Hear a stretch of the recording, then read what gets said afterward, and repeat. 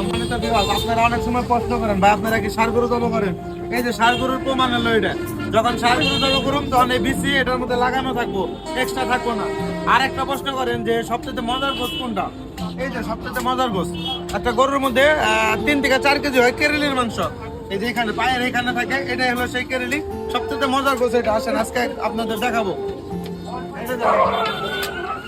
এটা হলো কেরেলির মাংস। হ্যাঁ, প্রত্যেকটা কষাইয়ের কাছে জিজ্ঞাসা করবেন যে সবচেয়ে মজার যে গোস, এটা হলো এটা কেরেলির মাংস। এটা নরম হয়, বয়স্ক লোকও খেতে পারে, পোলাপানও খেতে পারে। এই মাংসটা অনেক সুস্বাদু একটা মাংস। তো আপনাদের দেখানোর ক্ষেত্রে কিন্তু কাটতেছি, এটা আমি বাসায় নিয়ে যাবো আজকে।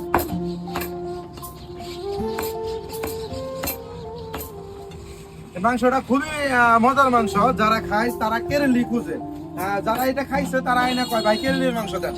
আর যারা সিনা খায়, রান খায়, স্টিক কুলপি অনেক কিছু আছে, এক একজন এক একটা পছন্দ করে। তো আমার জানা মতে সবচেয়ে যে মজার গোস এটা হলো এই কেরেলি। এখন এক একজনের কাছে এক একটা মজা লাগে। আমি একটু বেশি গোস নেবো, এই কারণে কিন্তু কেরেলির সাথে মিক্স করতেছি রানের গোস। এটা কিন্তু রানের গোস। তো তারা ভালো মাংস, নরম মাংস নিতে চান, যে ভাই নরম হবে, বয়স্ক লোক খাবে, ভালো সবচেয়ে ভালো মাংস এটাই আমার জানা মতে কেরেলি হয়। তো একটা দিন সবাই কেরেলি নিয়ে খাবেন, তারপরে আমাকে রিভিউ দিবেন, তারপরে কমেন্ট করবেন। 1 কেজি একদিন নিয়ে খাবেন, 1 কেজি, যে ভাই একদিন খাইলে আপনারা তারপর আমাকে কমেন্ট করে বলবেন যে ভাই কেরেলির মাংস এরকম লাগে, মজা লাগে না। ইনশাল্লাহ 100% শিওর থাকবেন যে কেরেলির মাংসের উপরে কোনো মাংস নাই। আমি চ্যালেঞ্জ, গরুর মধ্যে কেরেলির উপরে কোনো মাংস হয় না। তো ভালো থাকবেন, সুস্থ থাকবেন, আসসালামু আলাইকুম।